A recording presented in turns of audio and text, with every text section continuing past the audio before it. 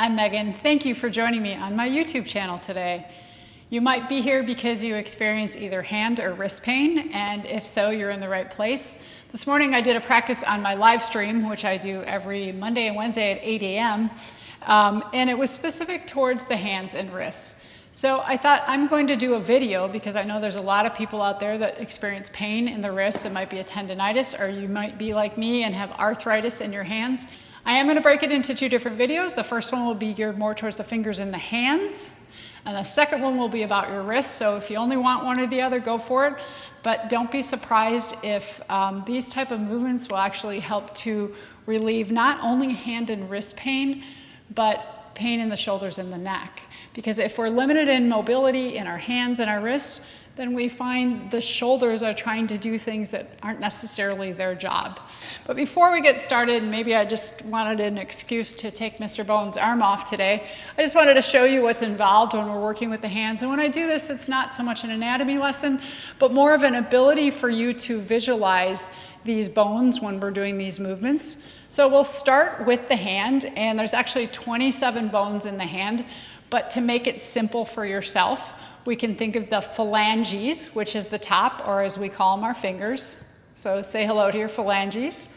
And then the middle of the hand, where you can feel the back of your hand, you can feel the palm of your hand, those are your metacarpals. And then we have the carpals right here in the wrist. A lot of people know that one because of carpal tunnel syndrome. And then if we move down into the wrist itself, the wrist has the 8 bones of the carpals, and then that connects us to the radial bone and the ulnar bone. And we're going to be doing this practice fully seated. I encourage you to sit in a chair if you're more comfortable. Otherwise, you can sit on the floor, but we will be working with just hands and wrists. Starting with the fingers and the hands, I will take you through both. However, if you only have the need to do one hand, you could do just that one hand. We'll do the full series of movement plus the Marma point stimulation therapy, and then we'll go on to the second one. So I'm going to start with my left hand if you want to join me, and I'm just going to take my palm up and very simply spread the fingers apart. We're working with the fingers first, your phalanges, but spread them as far as you can, so beyond your normal range of motion, and then squeeze them as tight as you can, even that thumb. So we're spreading and squeezing. Just notice how much you feel the bones, the muscles in your hands. Remember, we can go back to visualizing all those bones in the hand. And spreading and squeezing. And then the second one we do is you're going to keep your wrists in a neutral position, so not extended, not flexed, and you're going to take just the first knuckles, the first joint, and bend. So you're making an L shape with your hand. You can support your elbow, by the way, with your other arm. It can be at your side. I'm holding mine up just so maybe you'll see it a little bit better. You could also put it on a table. So these are great to do at work, right? Because you could do them at your desk. And we start with that L shape, and then you're going to straighten that first set of joints and the second set, and you're going to squeeze the finger pads towards the top of the palm and pull back a little bit, and then back to the L. So you're bringing it up. I'll show it from the front, and my thumb likes to come out, so my thumb's getting a little stretch, and then back to the L. So L, and then up. So you're squeezing those second two joints towards the pad of the hand.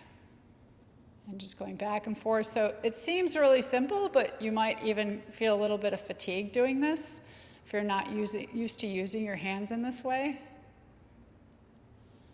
One more of those. And then returning to the L now, instead of going upwards, we're going to touch the pads of the fingers to the bottom of the hand. And then we go back to the L. So from the front, it'd be L, bottom of the hand, L, bottom of the hand or the side. But you may feel this right into your forearm. I know I do, and I feel it into my thumb. And you're extending out and then squeezing in, pressing the fingers in. Just notice all those muscles in your hands, bones. Stay aware. Last one. And then we'll move a little bit more into a traditional yoga practice, which we do a finger, what we call mudras, where we touch the tip of the thumb to the tip of the finger. So the first one is the index finger, that's sa. The second one is the middle finger, ta, so we're making circles. The third one is the ring finger, na, and the fourth is ma, and that's your pinky finger. Sa, ta, na, ma. So if you're sitting there and you're staring at it, try to close your eyes because this stimulates your brain too and your nervous system. You know, each of our fingers has kind of a place. I think if they all have placeholders in our brain. Well, your thumb has lots more space than all of our other fingers combined. So we just want to stimulate that area in our brain, touching the tips of the fingers. And it's tactile. You can feel your skin. So if you are like a musician, you use your fingers for work, it's good to know where they are. And then we're going to change this just slightly. So as you touch the tip of the finger and make that circle, I want you to slide the thumb down the inside or the front of the finger. So you're going to slide down. And this is really good for what we call the CMC, or the thumb joint itself. So you're going to come to the tip of the finger and then slide it down as far as you can go. You'll notice as you come out towards the ring finger and then certainly the pinky finger, there's going to be more sensation because the thumb has to cross all the way over as you're sliding. So we start with that index finger, and you can take the thumb out to the side and then slide down. Just like you're feeling your own skin. And sliding down. Let's do one more set of finger slides. These are really good, by the way, too, if you are anxious or angry. I find that I can distract myself from those less than desirable emotions just by playing with my fingers, but consciously playing with my fingers. So the last one we do is you're going to take the tip of the thumb to each of the nails, and you're going to come onto the nail and you're going to flick. So that last one is a slide. Now we're flicking, and you're going to flick each of the nails. So you can feel your nail, feel your thumb, that connection of the two, and you might even feel like there's a little reverb or vibration in your hand as you do this. Take your time. You can hear it, right? It's creating a sound. So all our senses can be stimulated with this. And in the subtle body, if you like all the esoteric stuff, your fingers represent basically your reach, or your reach for reality, or what are you reaching for, right? The fingers are the first thing we reach with. So if there's stuff you've been reaching for that you don't want to, flick it off. Let it go. Or just feel that vibration. Last one. All right. And then we're going to move into the self-massage. So we're going to start right in the heart of things. So the center of your palm here is what we call the Talahrdaya. Hrdaya means the heart. It's the heart marma point. And we have the heart of the hand here. So you can massage it however you want with your opposite hand and let your elbow relax. And you're just going to feel around right in the center of the palm. I like to use the thumb to the top of the palm and my other fingers to the back. I can feel those metacarpal bones. And this is stimulating. You can put pressure on and stop, so there's no right or wrong, or you can lightly massage or make circles, but stimulating to the heart and lungs. So feeling the space in the center of your palm, the heart of the hand. And just finding, if it's really sensitive, back off a little bit, just do a soft hold. Or you can go slightly to the side of wherever it's sensitive. So the Talahrdaya Marma point. The next one we're going to do is called Kshipra. And Kshipra is in the webbing of the finger between the index finger and the thumb. So again, I use index finger and thumb, but you could also use index finger, middle finger. And you're just going to kind of grab at that webbing and move it around. I try to keep my fingers relaxed as I do this. It'll feel different if you spread your fingers. You can do that too, but this is more of a massage technique, so you can really just get in there and move all that. There's lots of loose tissue there, right? It's lots of skin. Move that around. Kshipra is also related to the heart and lungs. It can help to work on the respiratory system, but also very important in our health as far as the immune system. It can stimulate that. So just coming into the Kshipra Marma. The other thing, Kshipra is important if you do have shoulder or neck tension. This is one of the points that we work with for shoulder and neck tension. So massaging that area. Of course, if you can have somebody else do it for you, that's great. But part of this self-massage, we're going to move on to the next two. The next two we're going to do together, which is on the bundle underneath your thumb. So we have this big area here. And we have Kurcha and Kurcha-Shira. Kurcha is right at the base of the thumb. Kurcha-Shira is a little further down. Different philosophies teach it quite slightly differently. Some say it's all the way down at the middle of the wrist.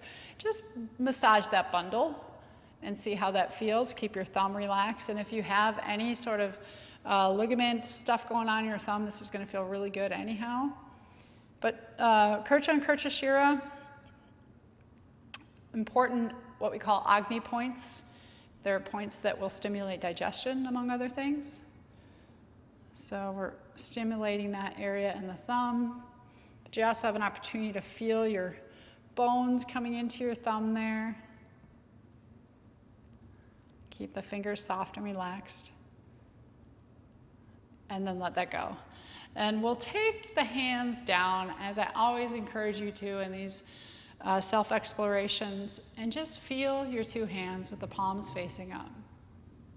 Notice the difference in your two hands. And part of this practice, especially when we're doing the self-massage, is to allow ourselves to be both the giver and the receiver, right? One of your hands was giving, the other was receiving. But notice if there's a weight difference. You might even feel fatigue in the one hand we did. Or there might be a difference in the way the fingers are curling in towards the palm. So we take this moment just to reset. We have our brain can kind of map our hand out maybe a little bit better. You have more awareness of the space that your hand takes up that we just worked on. And that's hand number one. Let's do hand number two. So for me, that's my right hand, but whichever one you're working with first, you can turn your palm towards me or sideways. It's all up to you. I'm turning just so you can see. And we think of our fingers first and spreading the fingers, open up that webbing, and then close as tight as you can. Explore how far you can go. So that's the gist of this, is we've probably opened and closed our hand many times today, but we're going beyond our normal range of motion, and we're doing this very consciously. So we want to feel, what does it feel like for your fingers to really spread and then squeeze together? Can you feel that all the way down into your wrist, right? This is just fingers, but you're probably going to feel it in your forearm and your wrist. And then we'll switch to the next one. So I'm going to turn my hand towards you sideways. You're going to keep your wrist in a neutral position. You can even hold it there if you want. And then bend that first knuckle joint so you're making an L with your hand. Let your thumb stick out to the side. Then we slide up, and your knuckle joint will straighten, and you'll be bent in your second and third joints in your fingers. And then we go back to knuckle joint bent and second and third joint straight. So just feeling that back and forth. Take your time. Might seem really simple, but you're using lots of different combinations of muscles in the hands that we might not normally use. Stretch that thumb out. Continuing with the L, instead of going up, now do the L and then touch the tips of the pads of your fingers to the bottom of the hand as far as you can go down. And then back to the L. And bottom of the hand. Sometimes we'll discover that certain movements will create some discomfort in certain areas of the wrist, and just go through those slower. I call it finding your flaws. Take your time, breathe comfortably. And one more there. And then let's wake up our brain with our thumb. So we'll do the Satanama. You can rest your arm to your side. So the thumb to the tip of each finger. So index finger, making those circles, middle finger, ring finger, pinky finger. And if you can, I know it's really exciting to watch it, but try to close your eyes and feel. Even feel the skin, the touch of your own skin. If you want to use the mantra, it's sa, ta, na, ma. So mudras are gestures we do with our fingers that invite particular energies, but they also stimulate the brain in certain ways. So just touching the tips of the thumb to each of the fingers. Your thumb, your big S self. And then we switch this around, and as you're touching, you're going to do the slide now. So you're going to slide the thumb down the front of each finger as far as you can go. Really get that CMC, that joint in your thumb moving. The thumb is a little bit different than the rest of the fingers. It's what we call a saddle joint, so it has a much greater range of motion. And find that range of motion by sliding that thumb down each of the fingers. And just feeling the insides of your own hands. Maybe you're like me, I've got some calluses there from digging in the garden the last couple of weeks. It's all good. I feel them and think, oh, that was so pleasant, and I'm going to have lovely vegetables. So thanking your hands for all of the ways that they grace you. Maybe you like to cook. I said maybe you're a musician or an artist.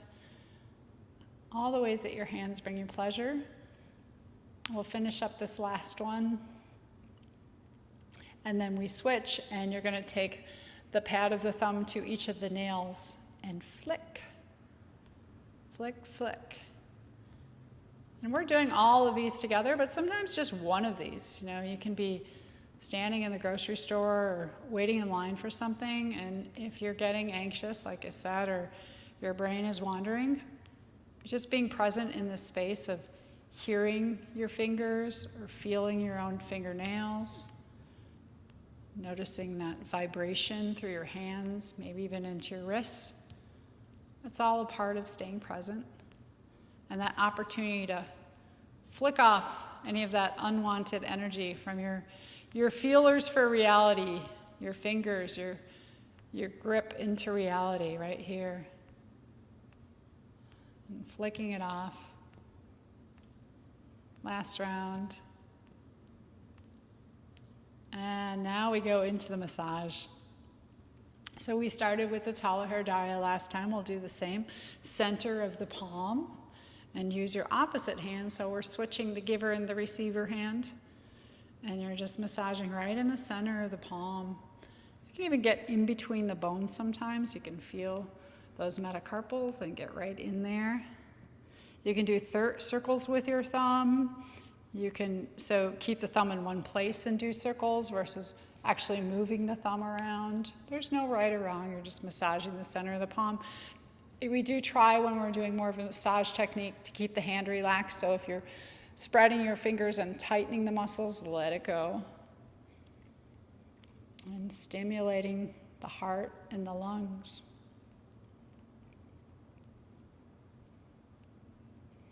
And next we'll come into the Kshipra, which is the webbing between the thumb and the index finger. This is a very important point. Like I said, it's also, if you have neck and shoulder pain, this is one of the areas that we work with. So in Marma points, just these points in our body where we have muscles, bones, tissues come together, and they hold the prana, the life force. Like all of our superhighways meet in certain areas, our superhighways of life force energy, and these are some of those meeting spaces where all that traffic comes. So we want to free it up.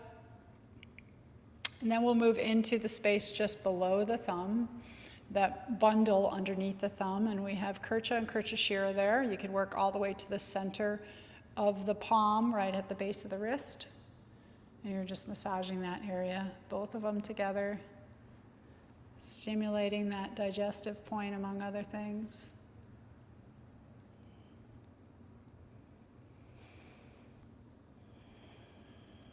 Lots of uses for Marma therapy, but mainly right now to heal your hands, to give them their own massage, but also the awareness to be present in your body. It's like a moving meditation, right? So now that we've done both hands, just take your fingers together and lock them and make a tight squeeze with all of your fingers. Make it as tight as you can. Squeeze, squeeze, squeeze. Try to relax the shoulders, just the hands. One more breath, squeezing. And then free them, and then just move them around. Move them anywhere they want to move. And you can place your hands back down on your lap.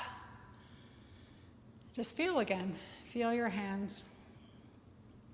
So if you're continuing with me, go to my next video, which will be the wrists. If you just wanted your fingers today and that's all you have time for, thanks for joining me. Peace, joy, love, and light.